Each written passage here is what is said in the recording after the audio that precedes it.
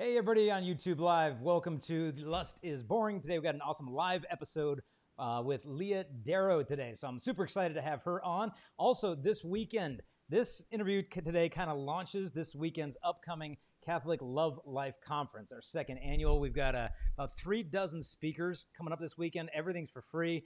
Today's guests, Leah Darrow. We're also going to have Father Mike Schmitz coming up later this evening, Sarah Swafford, Chris Stefanik, Matt Fradd, Jackie Francois, Mother Miriam of the Lamb of God. We've just got an amazing lineup of people answering the top questions that we've gotten this past year on dating, relationships, human sexuality, vocations, singleness, how far is too far, what if my friend at college wants me to use their preferred pronoun, what am I supposed to do with this gender stuff, like all the top questions. Every single talk, they're about 15, 20 minutes long each, are going to be specifically addressing the hottest topics that you're looking for the answers to. And so registration is free, open worldwide. You can just go to our website, chastity.com. You'll see the banner right there. Please share and spread the news of this to your young adult community, college friends, high school youth group, whatever. As I said, it's completely free. It's this weekend, Friday, Saturday, Sunday. Not going to want to miss it. You can click the link in the show notes or just go to chastity.com and link and register there. Also, we want to thank Hallow, who's a sponsor for that conference and this podcast. One of the nice things about promoting Hallow is it's not just pushing the same content every week. They're literally coming out with brand new audio-guided prayers every single week. The latest thing I've noticed they've got there is the scriptural rosary with Jesus himself. Technically not the second person of the Blessed Trinity, but the guy who plays him on The Chosen, Jonathan Rumi.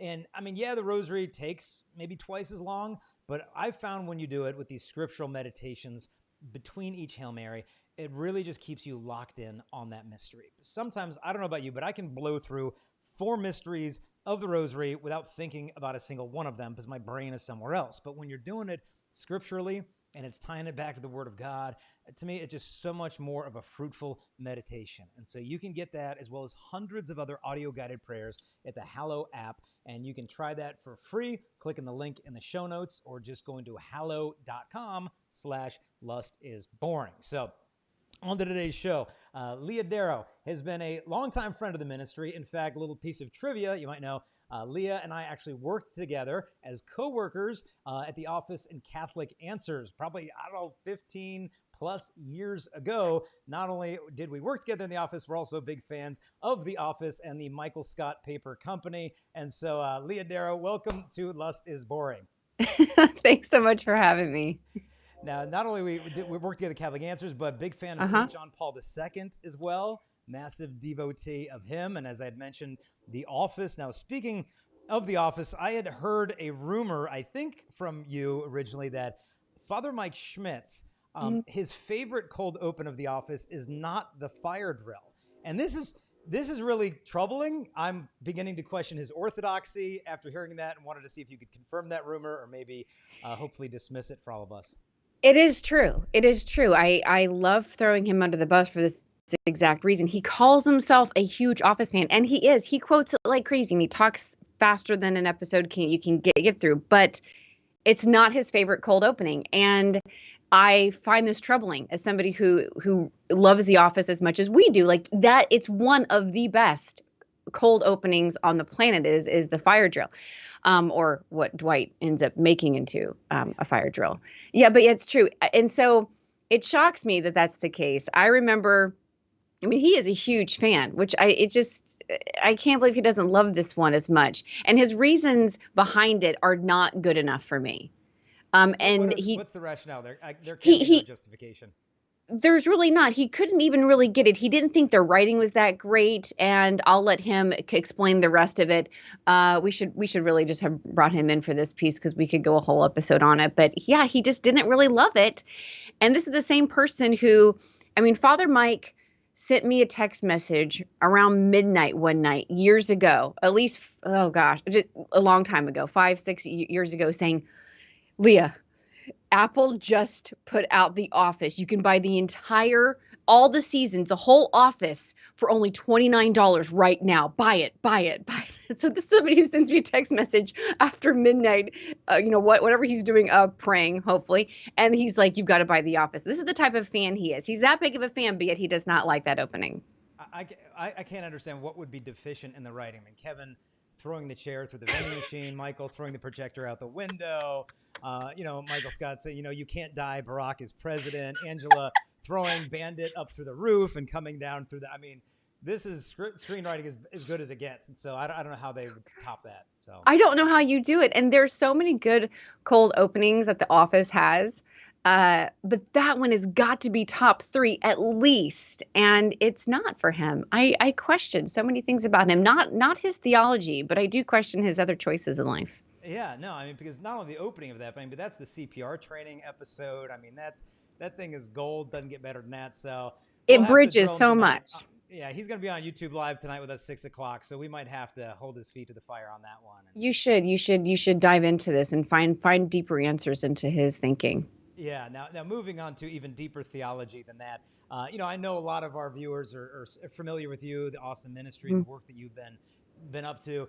Some may not have heard your story and the amazing things that God has done in your life and through the intercession of St. John Paul II. And so for the sake of the listeners who might not be as familiar with your story and the amazing things God has done for you, give us maybe, 5-8 minute Cliff Note version of what God has done in the course of your life before we kind of launch into this whole episode of why modest is not hottest. Oh, yes. I can't wait to talk about that later because that just rubs me the wrong way when I see that, especially on a t-shirt, super tight, low cut t-shirt. You just kind of feel like maybe we missed the goal there. Yeah. But going back, because I didn't always think that. So born and raised Catholic, great parents, raised in the faith, raised faithfully. Truly I was. My parents gave me an amazing foundation of the faith. We pray the rosary every single night. The rosary was very deep, ingrained in my faith upbringing.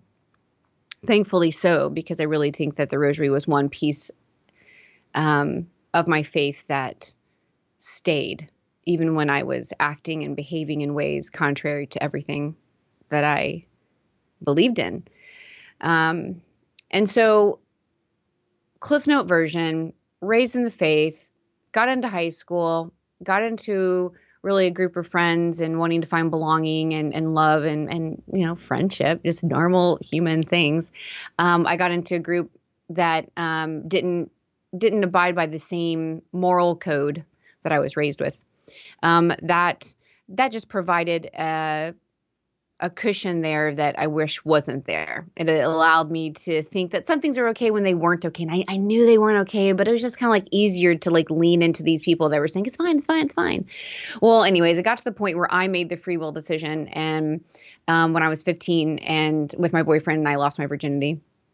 And that was a very, very distinct moment in my life where I knew everything changed. Like the moment that it happened, like I literally ran into the bathroom and I locked the door and I turned on the faucet so that he couldn't hear me cry. Like this is like this moment that you're supposed to be so amazing and so wonderful. And all the movies tell you it's perfect. And also at the same time, it's no big deal. It's either everything or it's nothing. Like it's fine. It's just something you do. It's something to show that you love somebody or just super like them. And I was in the bathroom crying, and I was so upset and confused about why I was crying because I didn't think I should be. Or at least I wasn't told that I should be. So I remember just leaning against the door, just crying. And it was really in that moment that the evil really got to me deeply. And I remember just believing that you knew better is what I heard. Like, you should never have done this. Like, you were raised with this great family. You know you shouldn't be doing that. And you just did it. And now it's over. And you can never get it back. Like, you can never get that back. You'll never be a virgin again.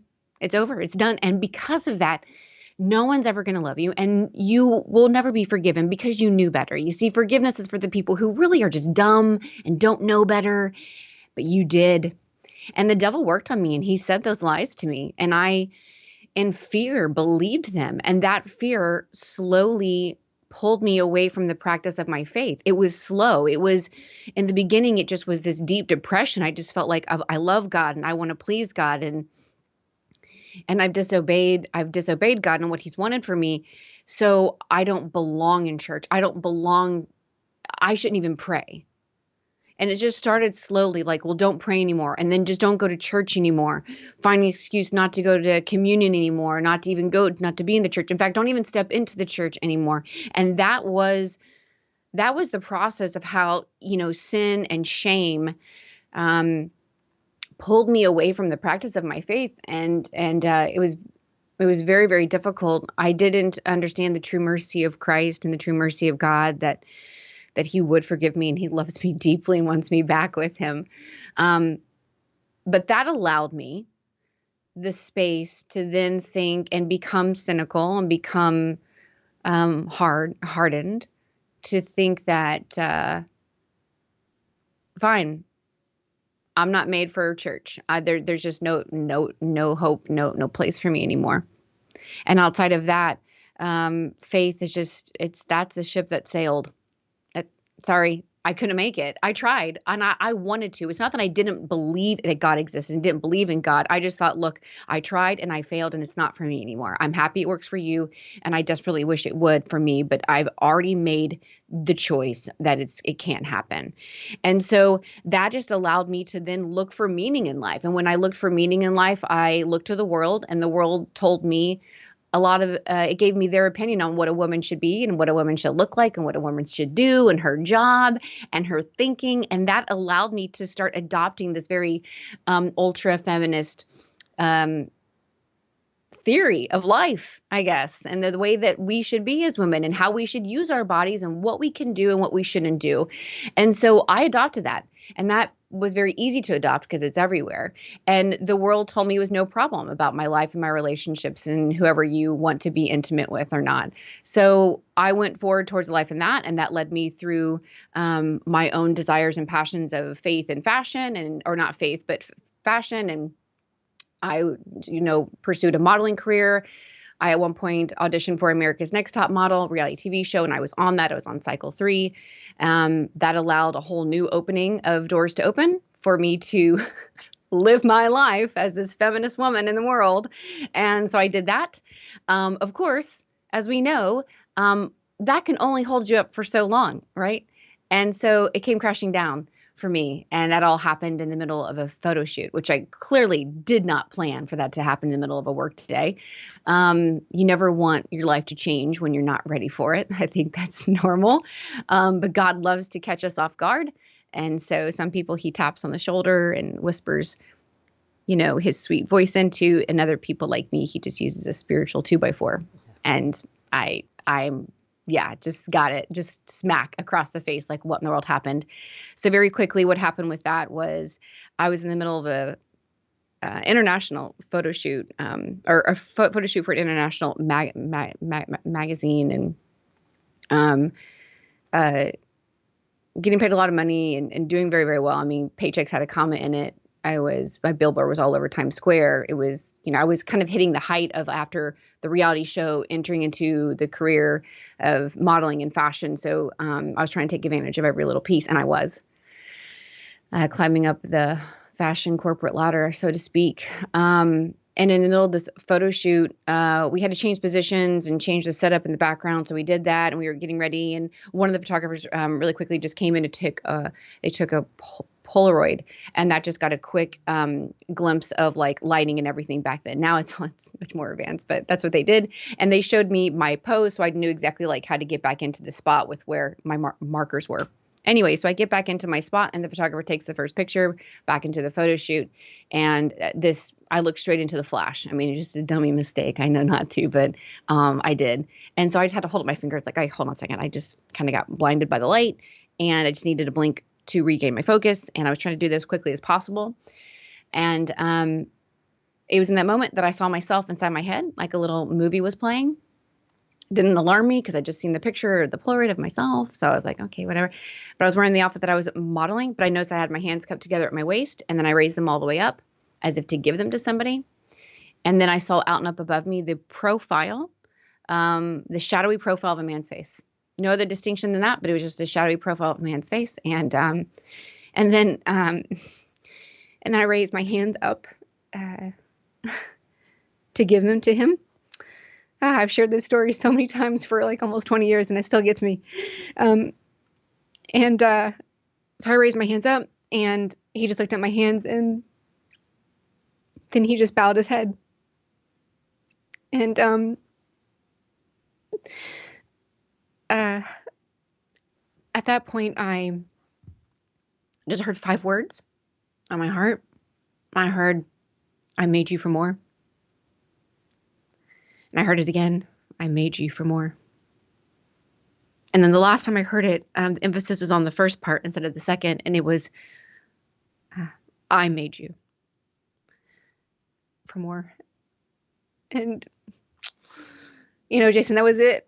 I went back home. I walked all the way back home to my apartment, and I just knew that I couldn't continue with my life. No one in that photo shoot knew what was really going on, but I was living such a sinful life, a disgustingly sinful life that the whole world says is 1,000% okay with. And they've got billboards and politicians and everybody saying, it's fine. This is the way to live your life if you want to be free. And I bought into it. But there was something in my conscience still working, praise be to God, that told me no. And I knew that message was true. I knew that I was made for more. What that more was, I don't think I had all the answers to that, but I knew it wasn't what I was doing and where I was in my life. So I went all the way home knowing that something had to change. I didn't quite know what to do. And this is the part of the story that I know I've shared with you, and I've shared very rarely, to be honest with you, but I'll share with you now, that I don't always include when I share my testimony. It's a little raw sometimes for me to do at times, but I get back to my apartment in New York, and I knew I needed to do something, and I was quite scared. And this is when, now that I see it, the devil decided to double down. He doubled down on me like you would never believe. He had got me in his grip for 10 years. So from 15, I was 25 at this point. For 10 years, I've been living away from my faith, away from the sacraments, away from confession, the Eucharist, you name it, prayer, you name it. The only thing I held on to was my rosary, and I wouldn't even pray it, but I would hold it. That was the only spark of hope.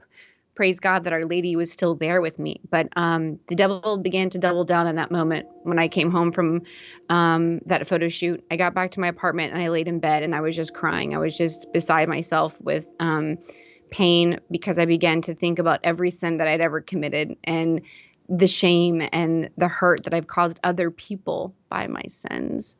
Oh my gosh, the weight of that, the weight of thinking that I was a part of other people's sins, and I brought other people to sin, which means separation from the Lord, began to be too much. And then I thought that the only way out was to end me. So I began to think about suicide. And I began to I made a plan right then and there, and I was actively putting things in place to do that right then and there. And that's a piece I don't often share, but that's kind of what happened. And the only thing that broke my focus, as I was laying in bed crying, thinking about what I felt like I needed to do so that I wouldn't hurt anybody anymore, because I was becoming aware that my life was not what God wanted me to live, how He wanted me to live. The only thing that broke my focus was the TV was left on for some reason in my apartment. I have no idea why or how, who cares, but it was left on. And the only thing that broke my focus was I heard this reporter on the TV, like in the next room, and he came on and he just said, "It's official. We just received word. John Paul II has just died." And I remember, physically, the only thing that got me up, I sat up in my bed and I was so mad. And I was like, why would you leave me now? Like I was the only Catholic in the Catholic Church or something.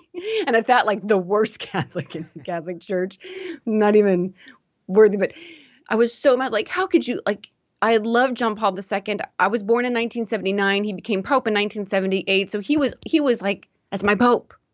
That's my guy, you know? And I thought, how could you leave me? How could you leave me? I'm so desperate.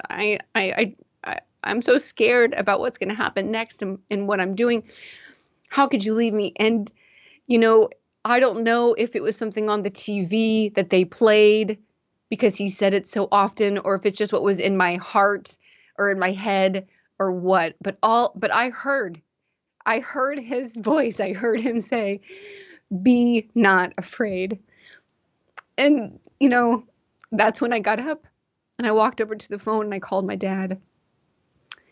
I called my dad and I just said, "Dad, if you don't come and get me, I'm going to lose my soul." And my dad took a long pause and then he finally said, "Okay, baby, I'm coming to get you." And my dad drove over 2,000 miles and he came and he took me to healing. He actually took me to confession. And that began my journey back home to the Catholic Church. And John Paul II is deeply woven into that. I mean, I've heard of actually some stories similar to mine immediately after his death. And I don't need to prove this to anybody, but I know that I was one of his first miracles. I mean, those words saved my life. The prayers of the Blessed Mother, holding onto that rosary in my life, I know had some type of link so that I could hear and that I could respond to the grace that God was once again giving me. And you know, that's brought me a long journey, and it's brought me here talking with you. Wow. It'd be amazing to look at the time lapse. I know he passed away at 9:37 p.m. Rome time, which would have been the middle of the workday in New York City. And so, you know, I could just imagine him getting to heaven. I'm like, okay, let's get to work. Like, Leah, first business. We got to get that girl on the right side of the tracks. We need her over here. We're going to start moving some pawns around. So, I mean, praise be to God. I mean, just at the moment, you know, where you can't pull yourself up, God just reaches in, does amazing stuff. And then ever since then, you've just been, how did you then transition into start bringing the message of your conversion and healing and modesty and fashion? And like, how does that all evolve from going from ground zero of just like, okay, where do I go now? I can't go back to working at these magazines and the fashion industry. I imagine just God deconstructs everything, and then you've just got to use the instrument of trust to let him rebuild what he wants to rebuild. Yeah, absolutely. So how that practically looked in my life is that, one, first and foremost, my father, praise God, took me to confession. And he helped me. And we always love that the story of the prodigal son, like I'm his sister, right? So God brought me to confession so that grace could happen. And then from there, I went home and I knew that I couldn't live that life anymore. So I stopped. I just it was just no brainer. Like, I quit everything. I quit sin. And sometimes we're so scared to be quitters, but we should not be scared to quit sin. You don't need any explanation. Just, I'm not doing this anymore. It's done. I'm out. I'm sorry. I don't owe you anything of an explanation. It's over. Yeah, you don't need like a 2-week notice letter to put in, like, 2 weeks from now, I'm going to stop. So just let you know. Perfect. Exactly right. We don't need to do that. We don't owe sin a timeline of when we're going to end it. And so for me, it was just forget it. It was a hard stop. I'm making a decision, at least, to not do this anymore. And so I quit my job. I left New York. I went home, and I knew that deep, deep, deep healing needed to begin. That healing is still going on. I am still in the process of that. Make no mistake about it, as we all are, as we journey into in this life. But deep, concentrated healing needed to begin. So I began therapy, number one, that was really good for my mental health, to deconstruct all of the lies that I had believed. The lies about being a woman, the lies about being a woman of God, what God was calling me to, the lies I had towards men, that I held on to towards men because of the hurt I experienced as well. And the hurt that I had done towards men. I needed help with that. So therapy was one piece. Other pieces that were very important too was the rosary. So deep prayer. And that started off slowly, adoration, and the Mass. And so these were the things that happened over about a period of 3 years for me. That's where God brought me in that journey. So 3 years after New York, I just spent at home working odd jobs. I was a water aerobics instructor for YMCA. I got back I used my degree. I got back into neuropsychology with my degree there, got a job in that. And I was just doing odd jobs and then focusing on my healing. After about 3 years or so, God was bringing me into opportunities to serve in a more direct way with evangelization and catechesis. And so that brought me into small groups within my own church, became a youth group, youth minister. And from there, it went into other organizations, and then it brought me into sharing my story. And the message and the heart of my story is truly mercy. That's where we have to begin, is mercy. And then from there, all the other little things. I do have a passion and I love and a desire for fashion, but so how does that incorporate with faith? And God just used everything. And so that began talks on modesty and how we present ourselves to the world. And then it eventually brought me at some point to Catholic Answers with you. And then it just kind of goes from there. Yeah.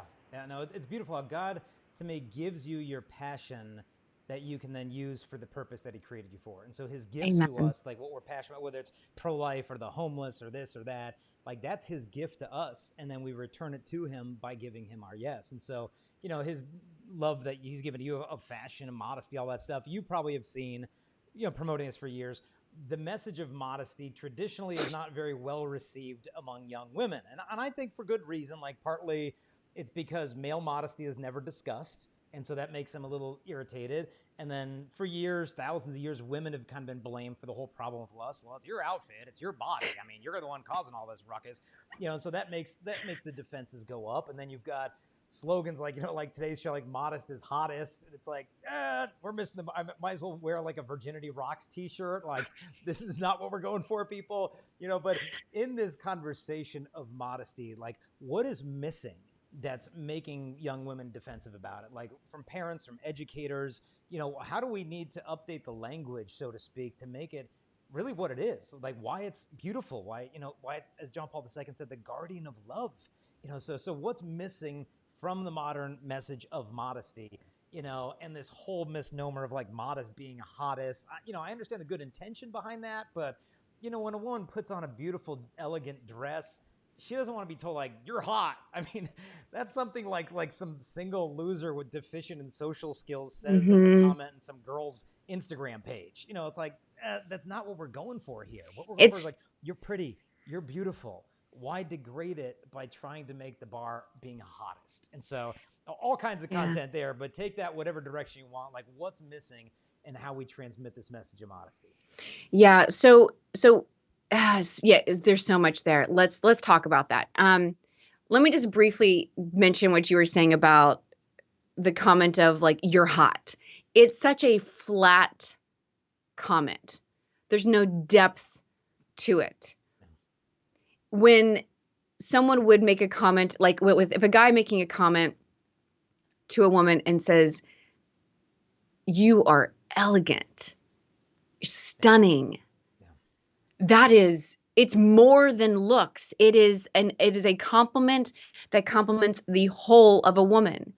When you say you're hot, you have now dismantled the woman into a face value. Only what you see right here and now is hot. And if you wash your face or change your clothes, you might not be. But stunning, elegant, distinguished, like these are compliments that go beyond the word. They have depth, they have meaning, they have a wholeness to it. It also encompasses the whole woman. So a woman who is elegant is not just what she's wearing, it's how she's wearing it. It's her body posture, it's her words, it's her gestures. And that gets more at the heart of the beauty of the virtue of modesty than you're hot. Or, so I think that it's something where we have, as women, need to raise the bar of what we accept in terms of words to us, and redirecting that as much as we're able to within our own control.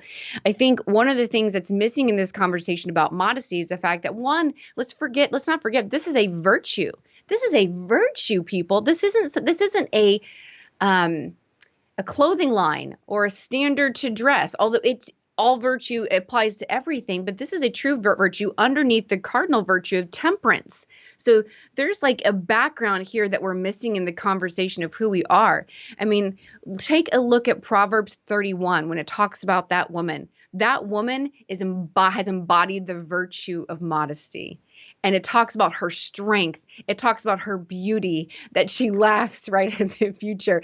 This is a whole woman who has taken that virtue of modesty. You want to take about, so I think we forget to teach women, to teach young girls their value and their worth and their beauty and their strength, that who we are is beautiful and it is different.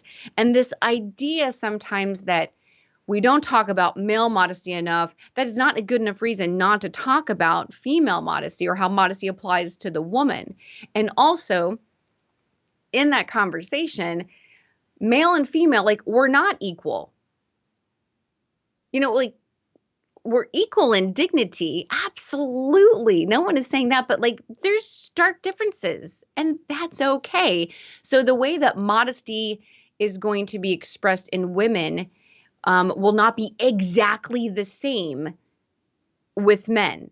Very similar in some ways, but there's going to be some obvious differences just because you see what a woman, talking about just the body of a woman and the body of a man being, they're not equal. They're not the exact same, shape. So, and I'm kind of touching on a lot of different pieces here, but I think what we're missing from the conversation when we talk about modesty with women is the beauty and the freedom it gives in being a woman who has this beautiful Marian genius about her. I know we like to talk about the feminine genius, and John Paul will talk about that all the time, but that is based off of Our Lady. It is a Marian genius. It is beautiful. It is pure. And there's something there of the strength of woman and what woman can do to help change her little world or just around her, the power that we have and who we are and how we present ourselves to the world through all of our gifts, not just our body and how we dress. And that is an aspect of modesty, but modesty encompasses everything. It accompanies how I speak. It accompanies my interior thoughts. And there's modesty over, of course, what I wear, the actions of my body, actually how I move my body into this world and interact with other people. And so all of it matters. I think modesty with fashion gets attacked first because it's easy. And it's also because of what we see. So I understand it's the most visible representation. So if that's the case, wouldn't somebody who is striving for holiness, God willing, we hope that that's the case, would not also think that modesty and fashion should go together? There is a place for that. There's a place for holiness in your wardrobe, believe it or not. And what we wear sends a message. It communicates to the world a little bit of who we are. That's why when we see a priest or we see a nun walking down the street or wherever, we might not know them from Adam. We don't know their name or what their story is or their struggles or their wounds, but we know what they believe. We know who they praise. We know who they worship. That's huge just by their fashion. Now, something not as obvious as a religious, outfit, but we too can be a walking billboard for what we believe, or maybe what we don't believe. And so when we wear something that is so revealing, when a woman wears something that is very revealing of her body parts, it takes focus off of the whole of the woman and it places it on parts of the woman. And ladies, let me tell you something. I live my life being a professional model, using my body so that I could let the world look at my parts instead of looking at me. Since COVID, it's changed, but I now have been given the grace and the opportunity to speak on stages to people, and people praise God. I hope and pray they're listening to the message and the message of mercy now and me as a whole person and not parts of me. And it's worth it 1,000 times over. We are more than our body parts. We are more than parts of a human person. We are a whole person and should be looked at and respected as such. There's only so much we can do. I can't control the minds of men, but what I can do is have dress myself with that strength and dignity. I can dress myself in a way that showcases that I'm a whole woman and I'm worthy to be listened to. I'm worthy of dignity and respect. That it's just fashion does so much. And that's the beauty of it. That's why I love it so much. It can tell people something about you without you saying anything. Two words that came to mind as you were speaking was that modesty, in a sense, frames and contextualizes beauty. That instead of just like exposing it, it's revealing it, in a sense. That it's not saying that the body is not valuable, but there's a hierarchy of values, and the value of the person has to come above that value of the body. So it's not like a denigration of the sexual value. Oh no, sexual value not there, not there. It's saying, well, no, the sexual value is there and it's a good, but when you place that above the value of the human person, you invert the order of love. And so modesty is kind of an unspoken, I always say it's like an invitation to contemplation. It's an invitation to consider there's something greater here than the body parts. But when those things are shown first and foremost, I think what ends up happening is it ends up eclipsing, in a sense, the dignity of the person. And so modesty is sufficiently concealing the body so that it doesn't eclipse it. It's not a complete concealment. Like, we can't even know the distinction between male and female, and that you women need to wear these shapeless plaid ankle-length jumpers, and I can't see ankles or I'll be cast into sin. But this balance of like, okay, how do we frame the beauty of the woman, with the proper frame? Instead of simply exposing it, you're revealing it. Now, when you're explaining these things, let's say a girl says, okay, well, Leah, if a guy has a bad imagination, then that's his problem. I shouldn't have to change the outfits I pick because some boy can't keep his brain out of the gutter. What would you say to that girl who wants to say, look, am I my brother's keeper? That's his deal. Why should I have to change my whole wardrobe because he's got a lust problem? Yeah, it's just, God love you. Look, that's illogical thinking, and you have to stop it right then and there. If you don't know me, I'm sorry. If you do know me, then you know that I shoot straight, and I don't have time to mess around. Okay, people, I got 6 kids downstairs. I don't know what they're doing. I threw some pirate's booty on the floor. Hopefully they're okay. So like, I'm just gonna talk straight to you. That's illogical thinking. Why is that illogical thinking? Because you completely not you do not address the issue, and then you put the onus on someone else. That's not responsible or fair. Remember, modesty orders beauty. Modesty orders beauty. We all desire beauty. We desire truth. We desire goodness, these beautiful transcendentals. So, and every action has a consequence. We all affect one another. This is the human race. I mean, my goodness, take a look outside. You can see how one action affects another action affects another action. So why would you not affect someone else? Now, that whole situation of like, some guy looks at me and he has the disordered thought.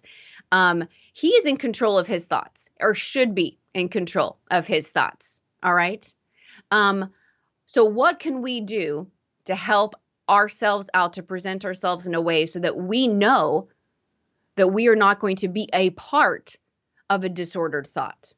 And so at some point, I realized in my background in modeling and fat fashion that I knew what I was doing. And ladies, we know. Oh, come on, give me a break. Like, we know our bodies. We know what's going to get attention. So I think, why do we dress immodestly? I know why I dressed immodestly: to get attention, because it was easy and it was quick and I got it because I knew exactly how to dress my body a certain way to get this type of attention that I wanted, because I had a wound, because I had been hurt, because I lacked confidence in who I was as a woman, that somebody would want to spend time with me, to hear my thoughts, to get to know me, and to love me for who I am and not what I look like. And that fear kept me in this little corner where then I used my body for that, in a sense, cheap way to get the attention that I wanted and I craved and I desired. But that attention wasn't the attention that I really needed, because it was all disordered and it was about use. And that's what immodesty does. Immodesty gets you to that place where someone's not getting to spend time with you and know you for you. And so what are we presenting ourselves to the world? Presentation, we talk about this all the time. Or like, I'm sure you've seen the memes that are like, dress for the job that you want, not the job that you have. So it shows like women showing up in like a Superwoman outfit or something to their job, and now they're into like getting, reprimanded by HR. Yeah. So, okay. So let's just take that example. What are we doing here? As Christians, as Catholics, I think that I hope and pray that we are here and we know that what we want is heaven. We are here on, so how are we going to show up each day for heaven? How are you going to dress for heaven every day? And you're like, oh my gosh, that's so silly, Leah. No, it's not. Because this is real. Because you're going to die and I'm going to die. And guess who we're going to see? Jesus. And our life is going to mean something. It's going to stand for something. And I just don't have time to mess around anymore. I don't know about you, but that's what my conversion has done for me. It has put an onus on me that I owe something to the Lord, and what I owe him is what he gave me, which is my life and my love and my faith. And so I am going to try with my best, and I will fall, but I'm going to get back up and I'm going to do the best I can. So ladies, yeah, it matters. What we say matters. What we do with our life matters, and even how we dress, yeah, it matters. It matters. Is our fashion the most important thing? Nope, but it plays a part. So why don't we play that part well? Yeah, it's interesting as you mentioned that of good works, and I had read The Life of a Saint recently, and apparently his mom said to him, I think she was dying, that like, one day you're going to die and you're going to have to travel to heaven, and you need to pack your suitcase full of good works that you show up and that's full. And so when a woman dresses modestly, it is an act of love. You literally merit eternal rewards for this act of love, not only towards men, but towards humanity in general. It's an act of love for other women that, let's say you've got a mom who's had a couple kids, and does she really want her husband seeing you wearing that little outfit? Like, it's an act of love for her. And so the thing is too, with immodesty, like the greatest thing to be afraid of in a sense is like, what if it actually works? What if it actually gets the attention of a guy who strictly wants that? Is that what you want? Like, that's not what a girl wants. I mean, even if he does come to you and you get that attention, you don't even know what to do with it when you've got that attention. Because it's almost like, I've used the analogy before, it's like a dog who finally catches the mailman's truck and finally, okay, now you've got it. What do you do with the truck now, dog, that you've bit this thing? Like, it's more than you want to handle. And so when you get the attention of men who want you for that, what's the end game here? Because yeah, does it seem a bit restrictive? I got a junior high question and answer session I did recently, and one of the girls wrote in the questions, she said, by modesty, does that mean that I can't wear whatever I want? And the answer is like, yeah, that's actually pretty much what it wants. But I remember one saint saying the best definition of freedom is not the ability to do whatever you want. This was an interesting twist. He said it's the ability to do what you do not want to do in order to do what is good. That's freedom. If I don't have the ability to go against my instinct in order to do what is noble, I'm not free. I'm a slave to my own selfishness. And so modesty ultimately is an expression of love rather than of like feminine repression and patriarchal blame on the women. So now when a woman's picking an outfit though, like how can she determine what's modest? Like, is this too short? Is this too tight? Is this too low? Like, has Pope Francis issued an encyclical yet telling me how many inches this? Like, how's a woman to discern what's modest? Oh, Jason, with our background in Catholic answers and everything, all the questions we got about modesty back then, it makes me laugh about all the things we went through because we got these all the time. Yes. Okay. So there is something God has built us. Okay. Let me talk to women here just for a quick second. Men too. Men have the same thing, but let me just speak from a woman's perspective. We all have this innate sense of modesty. Okay. We know what should be covered. Okay. Because there are some parts of us that have a sexual value attached to them. Makes perfect sense. Okay. It does. There's no sexual value attached to my ankle. That's why if my ankle's exposed and hanging out, like we're good. We're good, guys. All right. So there's sexual value attached to certain parts of our body. For women, we have a couple extra parts than men. All right. So that makes sense for how God made us to be. So the bare minimum here is how do we dress in a way that one obviously veils the parts of us that have sexual value, but also more than that. It's not just that. It's how do I dress in a way that brings attention to the whole person of me versus a part of me? It's very obvious. I just had a baby 8 weeks ago. And so I have a couple different wardrobes now of like, clothes that of different sizes. And if I put on my clothing that I had, like a year or two after I have a baby, if I put that on right now, I'll tell you something. That would be a sight. All right. It would accentuate parts of me That's it. That's the end of the sentence. It would accentuate certain parts of me that'd be like, oh, okay. So I see you have that. I see that this is a part of you. And it's not very appealing. Like my eyes and my focus go immediately in the mirror when I'm looking at myself to one or two parts of me. So I then find something that fits to where when I look in the mirror, I immediately see kind of all of me. Like your eyes will kind of focus on the whole outfit and not just that one part. You will naturally have this a part of you whenever you look at yourself. That is something internally that you can just use and play. And to get into a good practice, just start looking at yourself in the mirror when you get dressed, and not just what you see on the hanger or what you think would look good because somebody else wears it. But when you put it on, do you feel confident in it? Not confident and I'm going to take on the world. I mean, do you feel confident as a daughter of God, a daughter of the King? Seriously, does that, when you look at yourself, do you see the whole person in there? And that really will speak to you. For me, I'm 5'9", so I'm tall. And for length, there are some lengths that just are a no-go for me, especially with kids. So each person's going to have a little bit different measurement, so to speak, with that, because we're all built a little bit differently. I can wear some tops that my mother cannot because we don't have the same upper body. All right. It's just different proportions. And so we have to keep this in mind. Women are beautiful. When God made us, God made Adam like this. Wonderful Adam. Good. And then he made Eve, and Eve is this. And so we have this beautiful hourglass figure, no matter what the sizes of the pieces are, but it's there and it's beautiful. And so there is going to be a different measurement of like what's going to work with one woman does not work with another. So keep that in mind too, because just because you see somebody else wearing it and it looks modest on them does not mean it's going to fit us and our body types, and that's okay. So I think overall, the best thing I can give you is to make sure that when you're looking in the mirror that you're not seeing something that really focuses on one part of you. If it's something is really too tight or obviously revealing, and obviously when you move, it might look good if you're standing still and you don't do any movement, but then when you move, some things can shift and change and it doesn't work anymore. Yeah. And usually I find if a girl's asking, is this too tight? Is this too low?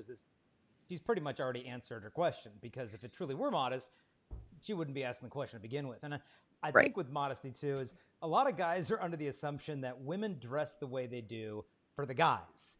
When in reality, sorry to break the news to the guys, most of the girls are not dressing with you in mind. I'm sorry to burst your bubble, but if anything, the girl's dressing that way for herself or for the other girls. It's more sometimes of a fashion competition of keeping up with what you're supposed to look like than, I'm going to wear this outfit so I can seduce boys. I mean, maybe for some girls are thinking that, but I think the vast majority, it's not even on the radar. So let's say a girl wants to start dressing more modestly. She goes to the department store and everything is low-riser jeans and the tight tops and the yoga pants and this and that. Like, what is she supposed to do if she can't find stuff modest? Like, what are maybe does she get involved in activism? Does she create her brands herself? Like, what are some fashion tips? Should she try layering? Like, what does the girl do who wants to dress modestly, goes to the store and feels like, wow, there's literally nothing for me? Yeah. So I love this question, because for me, what I ended up doing personally, and there's some great resources now. Worthy of Wearing has just a book that Nicole Caruso just put out, is a great book called Worthy of Wearing, and it really talks about how to develop your own sense of style and fashion without neglecting the fact that we're daughters of God and we are worthy of wearing something beautiful and modest to showcase our femininity. And so that's a great resource. For me, what I did is you can do this on Pinterest, but go through the decades of fashion. Go through the history of fashion. This is something I love. This is a passion of mine, so this might not be your bag, but I went through and I was like, what do I love about this? What do I see? What's the femininity of women that is coming through these different pieces of fashion? And you will see fashion and the history of fashion progress from something that accentuates the woman's body type that is beautiful and good and modest, okay? And then you see it slowly, like first off, there's just less fabric as we get further on down through the decades. And it's really showcasing parts of a woman. You'll see it really obvious. But when you go through that, it can inspire you to find your style, to find outfits and clothing that you like and that you like seeing put together. And when you see that, then you can start looking in other places. You're not going to, like, sometimes some of these, when I get this question of like, well, we keep going to this store, but we can't find anything. Well, that was the same store that this girl went to when she was dressing really immodestly. And so for the women who've come to me saying, hey, listen, I've had this realization that I don't want to dress this way anymore, but I don't know what to find. I'm like, well, you're going to have to find a different store then. And the great thing is that there's a lot of opportunity now more than ever, even though there's still the immodest stuff out there, to find those pieces and put them together. And there's so many great accounts on Instagram that you can follow, that you can find for modest clothing. And they don't have to say modest. It's just, and I think that's what going through the history of fashion and kind of finding some styles that you like and finding the right style of fashion that you feel most comfortable in is really helpful, because then you can find out exactly what this looks like. And a lot of times if it's just, I mean, I still go with the classics. I still go with the classic white top and a blazer and slacks or a pair of jeans if I just want to hang out, or some great A-line dresses. Those things are always in style. And so again, because style is so personal, I think it's important for each woman to take a look at what works best with their body type, and then to be able to realize that they're going to have to look at different shops that they probably never would have walked into or shopped at or visited that online store to take a look to see what's happening. And you can take that based on what you've seen maybe in your own style preferences. Now, I think when it comes to modesty, a mistake we often made, maybe we've made it even here today, of focusing so much on clothing. A lot of times it's reduced to that. Modesty means what girls wear. That's modesty.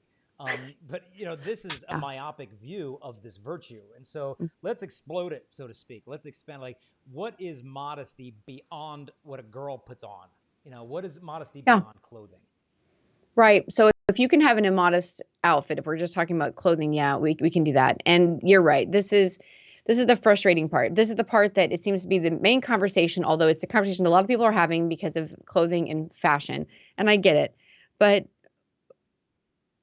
modesty is a virtue, friends. Modesty is not about an outfit. If it's reduced to an outfit, then we've reduced it to a Halloween costume, because we can just put it on and take it off, and then we're not modest anymore. It's a virtue that we practice every day. So are we modest with our speech? Are we gossiping? Because that's against modesty if we gossip. Are we paying attention to our interior thoughts? Pornography is against the virtue of modesty. All of these things those are big issues right there. Those just, porn, gossip. That's quite monumental when you talk about having to take this virtue and really apply it to every aspect of our life. Of course, it's going to entail how we present ourselves in the clothing we wear. But when it comes down to it, we are more than our clothes, right? God sees the interior heart. He sees our thoughts and our opinions, what we do, what we say, what we take in. And so it's so important when we talk about this to constantly go back. I'm so happy that you've brought this up, Jason, because it's so much more. It's a virtue, and that virtue is something that we should live out every day in our life. How we, like, the behavior of our body, what we, like I said, what we say, what we look at, what we take into the world, what we listen to, all of that is a part of the virtue of modesty, because virtue is virtue. It covers the whole person. There's not one virtue that only affects this one sense or act or piece of your life. It will explode when you start practicing that virtue into every little element. And today we've taken a lot of time to talk to the girls, but I wanted to give you free reign to go after the guys. Like, from a woman's perspective, what does male modesty look like? Because I don't know about you, I've never heard a homily on male modesty, because we've reduced modesty to clothing. So a lot of guys think, okay, I got jeans, I got a shirt, we're good to go. I've often said, like, I wouldn't even know how to dress immodestly if I wanted to. Like, if I wanted to seduce a woman, I don't know what I'd put on. Like, would I wear like a cowboy hat or like be a fireman? Like I don't even know where I'd begin. So like, that's just because we've reduced it to clothing. But like, what does male modesty look like to a woman? And in terms of clothing and anything else, what does that look like from a woman's perspective? Male modesty. Yeah, Jason, I love your talks on male modesty. I remember listening to you so many times, being on the road with you talking, and you you would always give the example really quick of that. How would you phrase it? It was something about the male shin. Do you remember this? Just that how like girls don't get distracted like looking at guys' kneecaps or legs in class or all the hairy legs. I have used that example so many times over the years. It's one of my favorites. I don't know, but for me, I would die laughing. I'd be cracking up in your presentation. Like, that's so funny because it's so true. But there is modesty obviously involved with men too, because again, it's a virtue. So it's a virtue. We're humans. We were made to practice these virtues. We are drawn naturally to virtue, even though it's hard. And so for men, ways that you can practice virtue, let's just talk about your dress. So there's a time and a place for all types of fashion, right? Your t-shirt and your jeans are great. Please keep them over your butt. Like just wear the jeans over your butt. Can you just wear jeans the normal way? Can you wear pants the normal way? It's just snap. So I would say that. Yeah, like, let's just say it. An occasion of sin for women. It's just like, no, but that's that. just Yeah. that. Like, that's not the function of the jean. Yeah. So just wear the jeans. Like, just wear the pants as pants. Buy a belt. Right. So there's that, but there's also like time and place where like that's fine for hanging out and just normal day to day. But I love when I see men practice modesty in terms of what they wear to mass. When they get dressed up for mass, they obviously are showing, like when a guy walks in with a suit on, some slacks and a button-up shirt and a tie or something to mass, it shows, okay, he's utilizing his fashion. He's communicating that where he is and what he's doing is extra special. It's just extra special. It's not your everyday backyard barbecue. Yeah. If he shows up in a three-piece suit to a barbecue, I'll be like, where are you going? Because you're not here. Like, you're not supposed to be here in that outfit. Yeah. Like, yeah. It's like showing up in mass with like cargo shorts and a Peyton Manning football jersey. Right. Like, I think you're in the wrong place. Yeah. Like, you're welcome here, but I don't think you want to be. It doesn't seem like you want to be here. Yeah. I think it's confusing, right? Because it doesn't match. Yeah. And so I think there's something really beautiful about that. I've always been drawn. I've always paid attention to men when they walk into church and they are wearing something appropriate to what's going on. And I think that's a beautiful way to showcase how you have taken fashion for a man, which would be different, right? In terms of how we dress for a man and women with modesty, with fashion, to a higher level of that you really respect what's going on in that mass at church, right? So that's one way that you can practice modesty. Because again, modesty orders beauty, and the beauty of the mass and the beauty of the sacrament is so much that we show up in a place where our internal state and even our external state hopefully matches what is going on in some realm that we can as humans. So there's one thing. Also, in terms of your speech, men, how you speak, not just to us, but trust me, we listen. We know what you're saying. Like, we overhear the conversations, even though we act like we're not listening. How you speak about others, the type of humor that you have or the jokes you use, how often you curse, what types of curse words you use, and for what reason. There might be something justified that you say that has some type of passionate moment. I don't know. But then there's other times when you're like, did you really need to say that like that? We hear that. It affects us. And we listen to it. And so I would say you can have modesty over your speech, how you speak in general about almost anything. It really matters. And then how you speak about women, how you speak about other women, how you speak about your mother matters a lot. And so we want to hear that. There's something so beautiful when you have a man who speaks highly and respectfully about his wife. And I tell Ricky all the time, I'm like, you need to be friends with him. Because that's a good man. That's a good man who is not just saying it so his wife can hear it. He's saying it because he truly is respectful of his wife and speaks so well of her. And there's something beautiful about the modesty of that. And so I think that is something to pay attention to, men, is how you speak about women, and in what way.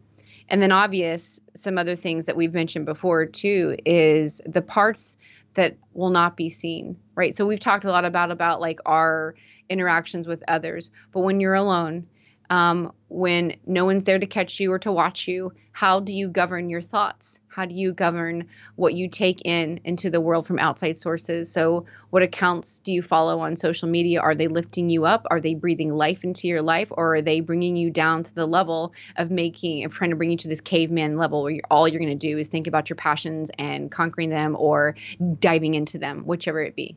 So pay attention to the voices you have in your head, and the voices that you allow into your life. And then, of course, with pornography, I mean, porn is so prevalent everywhere and affects men and women for sure. But when we're talking about men, it might not be a straight pornographic content that we see on social, for instance, or something. But there are some things that just border it so well. And so I think how you can practice modesty is to cut it out. Don't know yourself well enough to know your triggers, to know your weaknesses, and then create defense around that. Yeah, and then accountability. I remember hearing one saint saying that our senses are like 5 portals of entry to a castle, like a fortress, and that so much of what we let into the soul, it all comes in through those senses, especially the sight and the hearing. And so what are we listening to on the music? What are we watching on social media? We're feeding our souls, and so much of this can stir up our lower appetites. And our intellect and will should govern those lower appetites, but when they're fueling them with like lighter fluid, we're just making it harder than we need to make it. And I like what you say too about modesty with the men at church. To me, it almost sets the tone for the entire parish of how the men dress. Because I think if the men aren't dressed in a respectable, sophisticated way, that something serious is going on here in the liturgy. Like, this is grave, this is important. Everybody else, I think, would just feel overdressed if the guys are showing up, looking like they're heading off to a barbecue. I remember when I spoke down in Haiti years ago, walking to a parish in the morning, and all the villagers were coming out of their huts, going to the church. And I remember the men were in these pressed suits and ironed and ties, and I was so impressed because they didn't even have electricity. So I asked the host, how do they iron all these suits and stuff? And they said, oh, well, the village people, they get up early, they make a fire, they take the hot stones out of the fire, wrap them in a moist cloth, and then rub that on the cloth of the suits to make sure there's no wrinkles before they put on their suit for Mass that Sunday. And to me, it was like they're so wealthy in these poor countries, so wealthy in faith.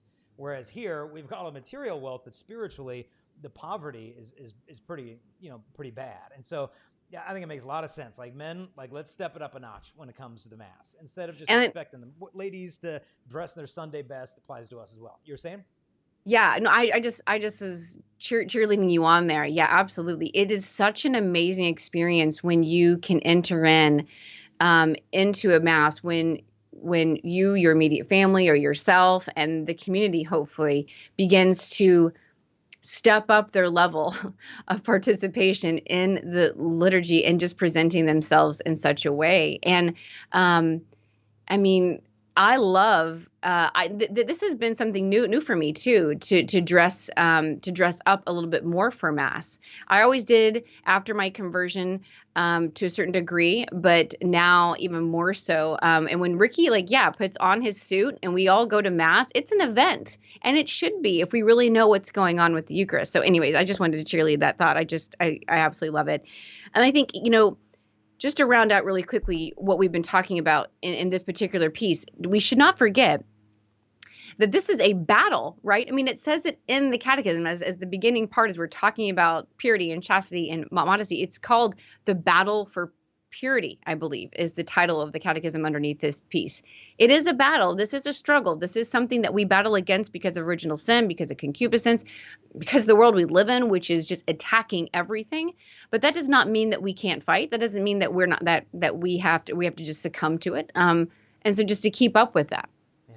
Now before we wrap up, Leah, and I tell people how to get in touch with you, I want to hear from you. How does a person start over? You know, when they've hit that rock bottom.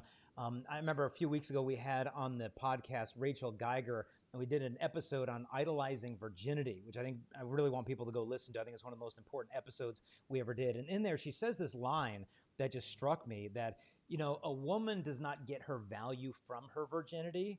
Rather, her sexuality has value because of her.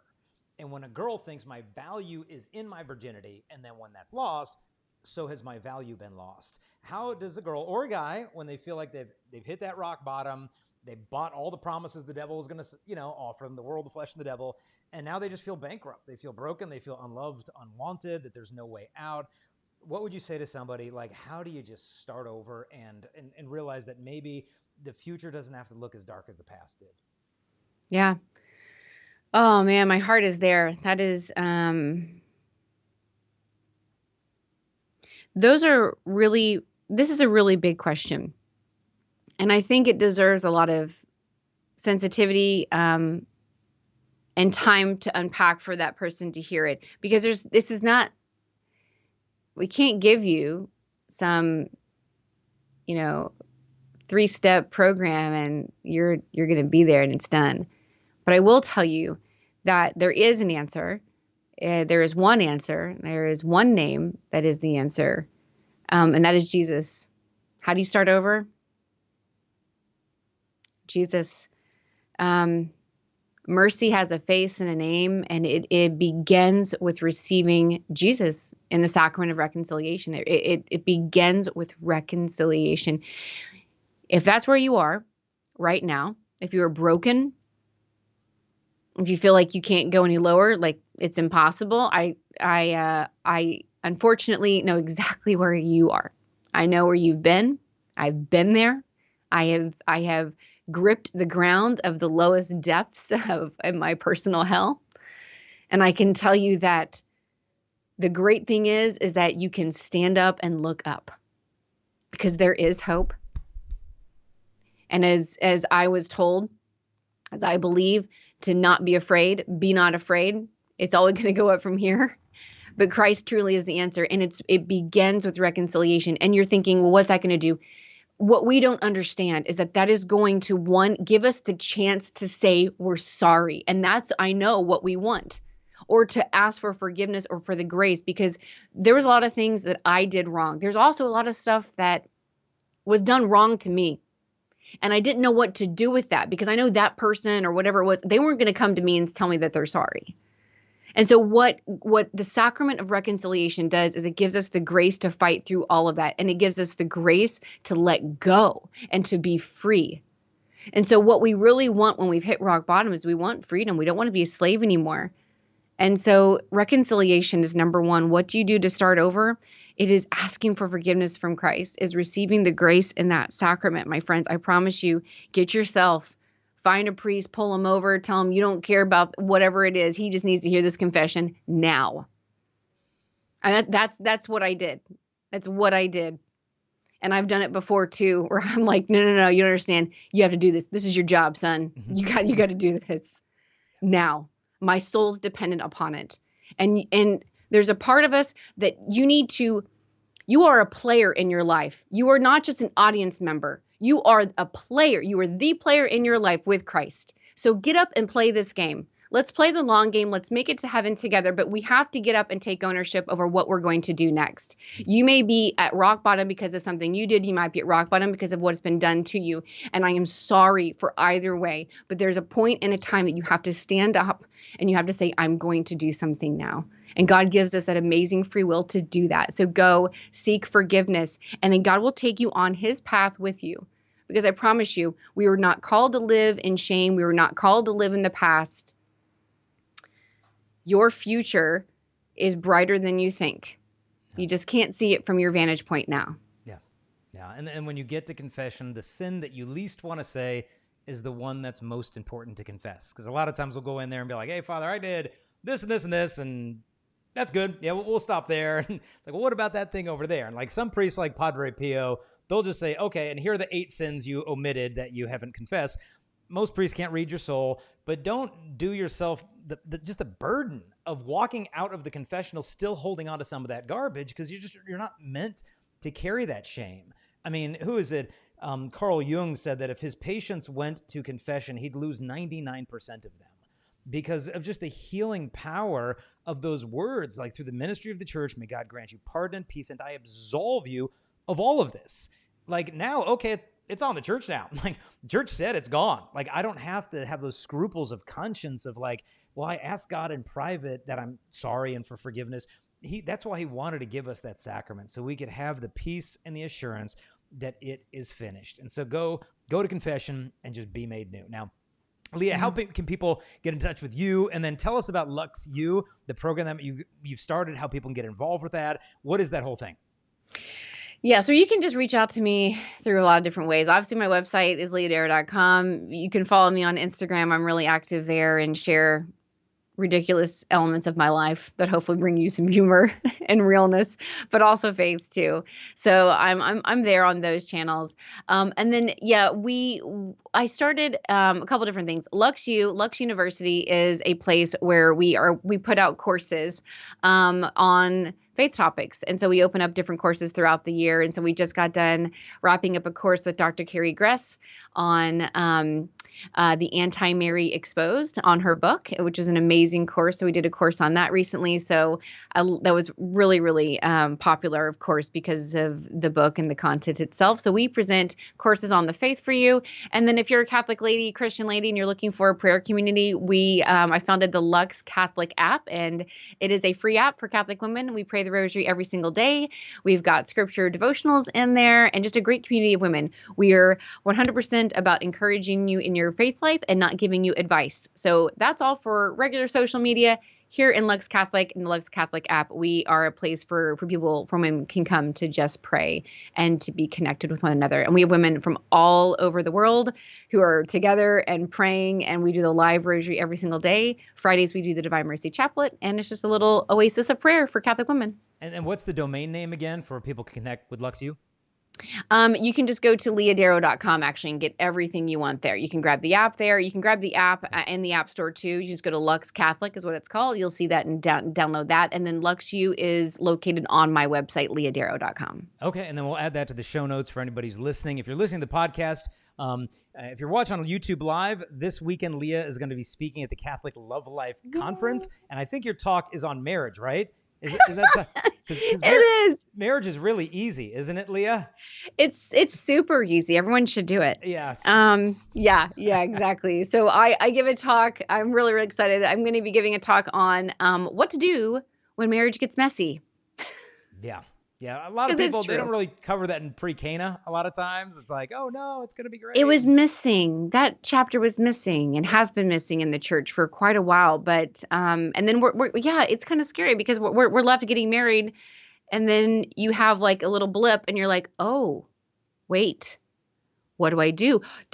Maybe I married the wrong person. You have all these crazy thoughts because unfortunately we haven't sometimes prepared our couples to experience natural human frustrations within the sacrament of marriage. Yeah, because like if you become a Navy SEAL, like they at least drown you before you become a Navy SEAL. So you can experience, okay, get over the fear of drowning. Here's what it feels like. Don't worry, we'll resuscitate you when you pull you from the bottom of the pool. But like they don't have like some drowning training in like marriage prep class. Like, okay, now we're going to submerge you till you're, and then can you imagine if they did, Jason, who would do it? It would be like your fiance would drown the other fiance. That'd be the worst. Yeah. Is that like the entire thing of like dying to self, or are you just... Yeah. Anyway, this is why Leah and I are not in charge of any diocesan marriage prep programs, but just putting it out there for anyone who may be listening. They're just ideas. Yeah. And so if you're watching on YouTube Live, the Catholic Love Life Conference is this weekend, May 14th through 16th. If you're listening to this after the weekend, you can still register for the conference to listen to it after the fact and get the premium pass and get access to all the 30-something different presenters there. And then also want to make sure to thank our sponsor, Covenant Eyes. Covenant Eyes, you can try this for 30 days for completely free. Just click the link in the show notes. This is screen accountability software for the entire family. I mean, we've talked about pornography, all the stuff that's on social media. Okay, you know, it's great to resist this stuff, but do we have accountability? Do we have systems in place within the family to keep everybody safe? It's hard to stay on top of all this stuff because, like, some of you parents, God bless you, like, you don't even know how to open an email attachment and your kid is hacking into the Pentagon's website for fun after school. We got to catch up, people. And so Covenant Eyes is going to be a great tool for the family. Try it out for 30 days for free. Click on the link in the show notes. And then on our next episode, we're going to have Father Mike Schmitz coming on tonight at 6 p.m., where you can ask Father Mike on YouTube Live anything you want. The entire show is for you listeners to type in any question on dating, relationships, engagement. How do I know my vocation? All that stuff is there. And Father Mike, why do you not like the fire drill cold open for it? We're going to start off with that because I need to hear an adequate answer on that one. But on that note, Leah, as Mike Wallace had said to, Michael Scott, it is always good when our paths cross. And so it has been a blessing to have you on the show, and cannot thank you enough for taking the time. God bless you. God bless your family and all the wonderful work that you're doing. Thanks so much for having me, Jason. God bless you. You too.